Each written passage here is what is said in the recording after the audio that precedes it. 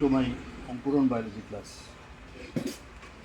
তো আজকে একটা খুব সুন্দর জিনিস আমি তোমাদের সঙ্গে শেয়ার করছি যে আমার বাগানে একটা লতা জাতীয় উদ্ভিদ যার ক্লোরোফিল থাকে না, সে সালোক সংশ্লেষ করতে পারে না এবং এরা নিজেদের খাদ্য নিজেরা প্রস্তুত করতে পারে না।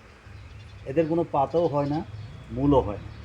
এরা অন্য একটা সবুজ উদ্ভিদের উপর দেখো আশ্রয় গ্রহণ করে বেঁচে থাকে, যাকে আমরা বলি স্বর্ণলতা, গাছ কাটা যার নাম। এই স্বর্ণলতা উদ্ভিদটার একটা বিশেষ বৈশিষ্ট্য কি, তার বংশবিস্তারটা এই লতার মাধ্যমেই হয়। সে নিজের খাদ্য নিজেরা তৈরি করতে পারে না, যার ফলে তাকে আমরা প্যারাসাইটিক প্ল্যান্টস বলি, অর্থাৎ পরজীবী উদ্ভিদ।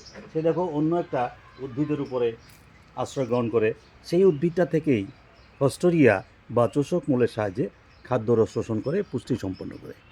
যার একটা বিশেষ গুণ আছে, একটা ভেষজ গুণ আছে তার, যেটা চর্মরোগের জন্য, লিভারের ঔষধ হিসাবে এবং জন্ডিসের রোগের জন্য, চুল পড়ার রোধ করার জন্য এই গাছটা ভেষজ গুণ আছে গাছটা।